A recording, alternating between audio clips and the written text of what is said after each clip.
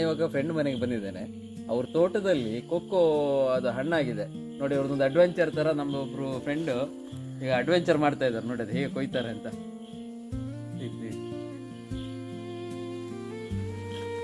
ನಿಧಾನ, ಮರನೇ ಕೀಳ್ಸೋ ತರ ಇದೆ, ಕಾಯಿ ಕೀಳೋ ತರ ಇಲ್ಲ ಇದು.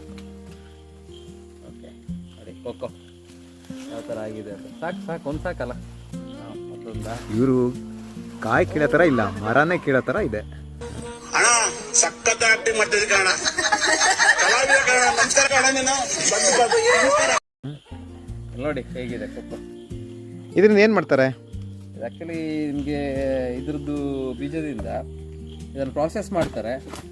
ಆಮೇಲೆ ನಾವು ಐಸ್ ಕ್ರೀಮ್ಗಳಿಗೆಲ್ಲ ಯೂಸ್ ಮಾಡುವಂಥದ್ದು, ಆಮೇಲೆ ಚಾಕ್ಲೇಟ್ಸ್ಗಳಿಗೆಲ್ಲ ಯೂಸ್ ಮಾಡ್ತಾರೆ ಇದನ್ನು ಜಾಸ್ತಿ. ಇದಕ್ಕೆ ಒಳ್ಳೆ ವ್ಯಾಲ್ಯೂ ಇದೆ, ತುಂಬ ರೇಟ್ ಇದೆ ಇದಕ್ಕೆ. ನೀವು ಇದನ್ನು ಹಾಗೆ ಬೇಕಾದ್ರೆ ಹೊಡೆದ್ಬಿಟ್ಟು ತಿನ್ಬೋದು, ತುಂಬ ಚೆನ್ನಾಗಿರ್ತದೆ. ಇವಾಗ ಕಲರ್ ನೋಡಿದರೆ ಹಣ್ಣದಾಗಿದೆ, ಹೊಡೆದ್ಬಿಟ್ಟು ನೋಡುವ ಹೇಗಾಗ್ತದೆ ಅಂತ.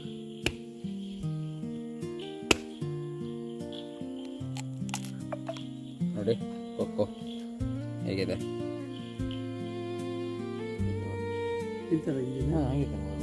ಟೇಸ್ಟ್ ಮಾಡ್ಬೋದು.